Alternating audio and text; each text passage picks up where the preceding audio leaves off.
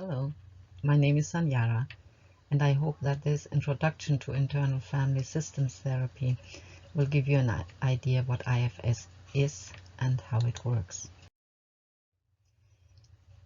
IFS is a relatively new form of therapy that is gaining a lot of reputation. It's a very precise and effective tool in therapy and for doing our own inner work. Dick Schwartz is the founder of Internal Family Systems Therapy, or IFS. He was trained as a family therapist about 40 years ago, when he was certain he could help bulimic young women with this approach. The method failed him and those women. So he was desperate and started to ask these young women what was going on for them. And they said something like, "There's a part of me that's very harsh and critical, scolding or insulting me. And there's another part that feels small, inadequate, and worthless. And the rescue comes in the binge. But then the critic comes back, and on it goes." So that's when he got curious and realized that we might have an internal family in our psyche, and that our mind is naturally multiple. And this was quite a radical idea 40 years ago. So one way how IFS distinguishes itself from other modalities that work with parts is that all parts are welcome. There are no bad parts, no bad guys in our inner world, which means we don't have to get rid of any parts or their unwanted behaviors. We connect with them and provide an opportunity for healing. IFS is based on the notion that all parts contain valuable qualities, no matter how dysfunctional or disturbing their behavior might appear. There's always a positive intent. So the parts that we easily perceive as negative in our lives are actually trying to protect us. They always have a positive intent. One of the special things about IFS is that Dick basically learned it from his clients. They told him about what was happening in their inner world, and over the years IFS developed into the method we know today. By listening to his clients, he also learned about self. Working with his clients, he discovered that at some point this compassionate, curious, and caring inner presence emerged. And this inner presence wasn't a part like the others. His clients said something like, "This feels more like my true self," or "This is who I really am." So Dick came from an academic, atheist background and had no spiritual inclinations. So he was surprised to find this self in every person, including himself and even hardcore criminals. This core essence of who we are as human beings has different names in different traditions or religions. Buddhists call it Buddha nature. In Christianity, it might be called Christ consciousness. Dick calls it capital S self, or just self in the context of IFS.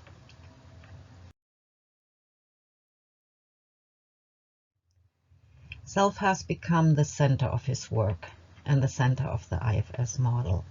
Self heals is another foundational idea of IFS, which leads us to another important point. IFS is directed at healing. It's more than a coping strategy, and it doesn't require us to learn new behaviors. It allows the innate self-healing capacity of our psyche to come forth and heal wounded and even traumatized parts.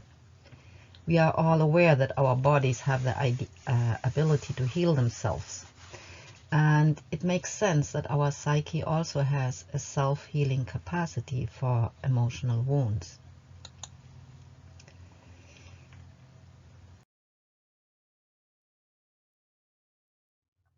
Dick has found that there are 8 core qualities of self, and they all start with the letter C. Here they are: curiosity, compassion, connectedness, confidence, calm, clarity, creativity, and courage.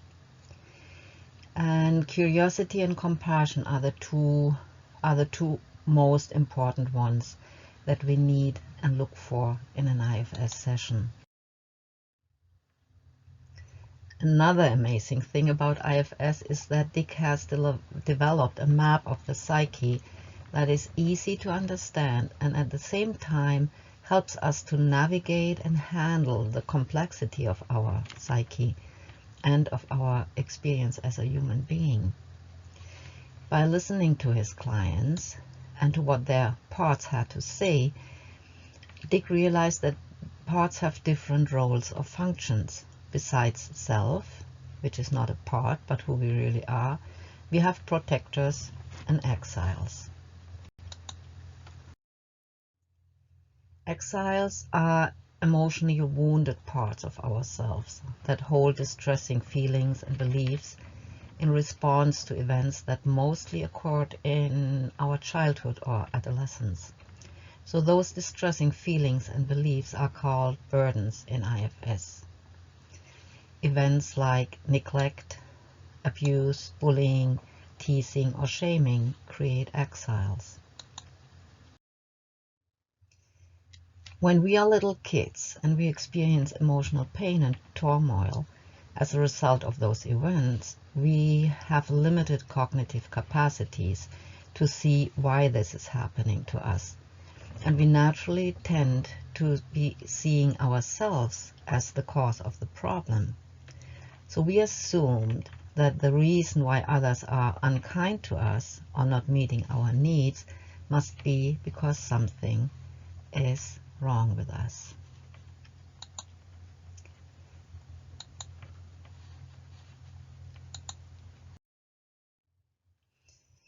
Our psyche is organized around keeping us safe and functional by avoiding pain. It's the job of protectors to protect us from suffering. Protectors develop in response to the emotional wounds of our exiles.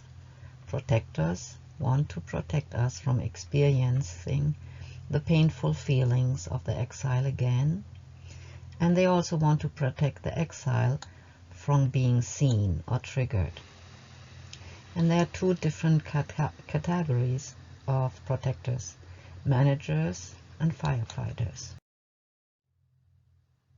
Managers are proactive parts that want to protect us from experiencing the pain of the exile by managing our behavior and our environment.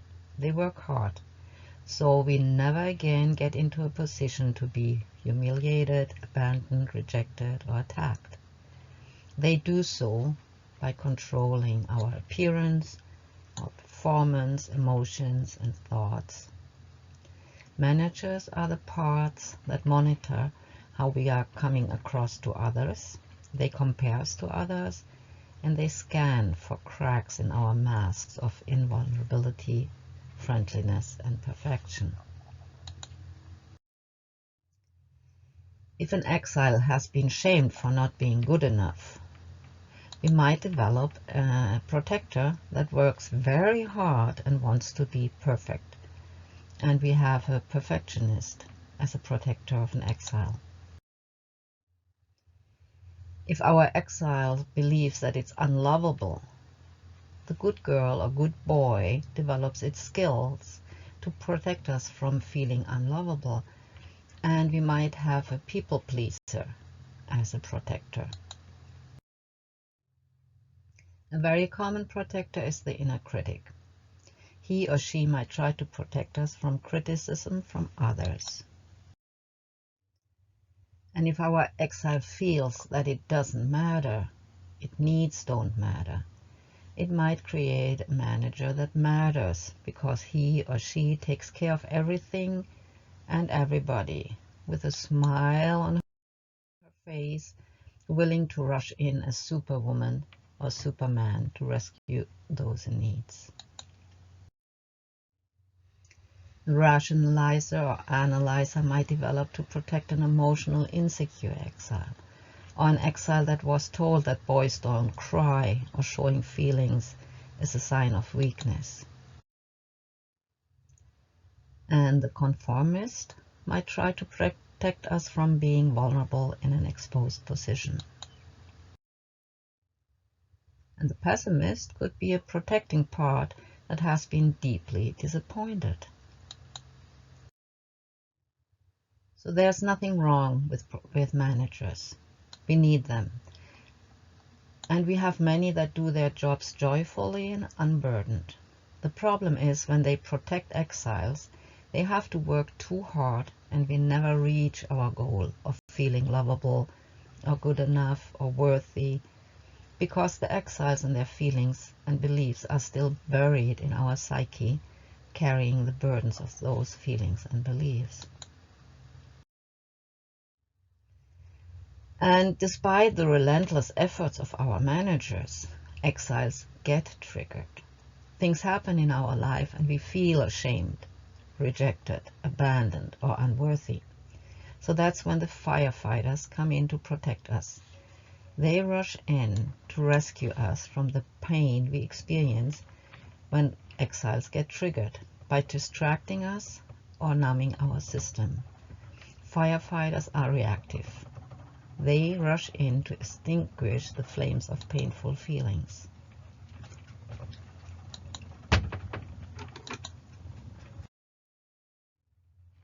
They do this by numbing us with drugs, overeating, gaming, social media distractions, any form of addiction or self-harming action.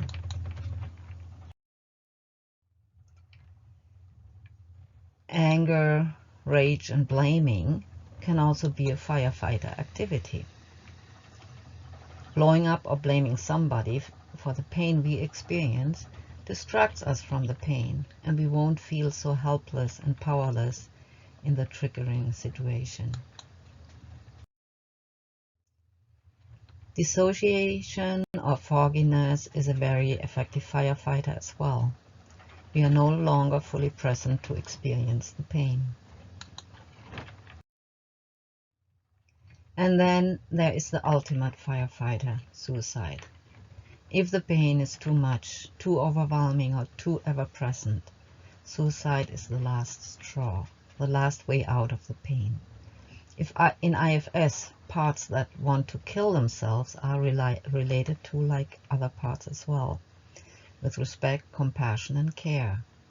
We acknowledge the positive intent to stop the pain and ask for permission to deal with the cause of the pain and to heal it, so to end the pain. So our managers and firefighters are both trying to protect us from emotional pain, but they do so in opposite ways. Managers act proactive by controlling our behavior and environment. They also act preemptive by trying to anticipate anything that might upset our exiles. Most managers are also concerned to fit in socially and to try to please people.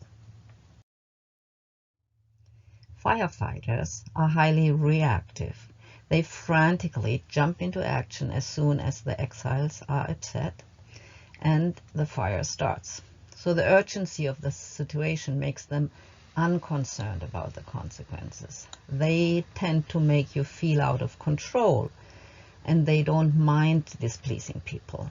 They are the parts that make you fat, addicted, hostile, sneaky, insensitive, and compulsive. The relationship between managers and firefighters is strained, and they often hate each other, not knowing that both of them are trying to protect us from the exile's pain, just in a different way.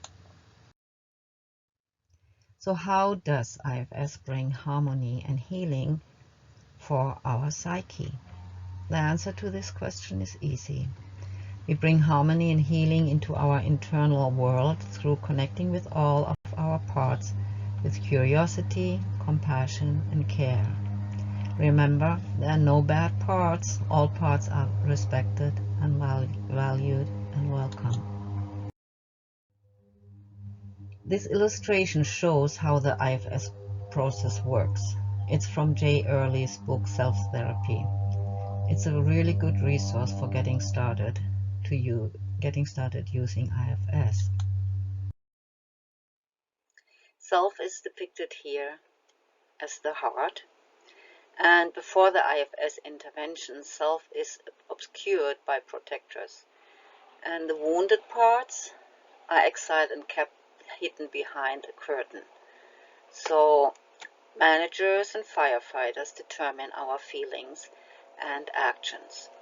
By connecting with all those parts, with compassion, curiosity, and care, self becomes here the center and natural leader in our psyche. The exiles become the attention they need and are brought forward in front of the curtain. All parts cooperate with each other under the guidance of self, and our psyche is in a state of natural balance, harmony, and liveliness.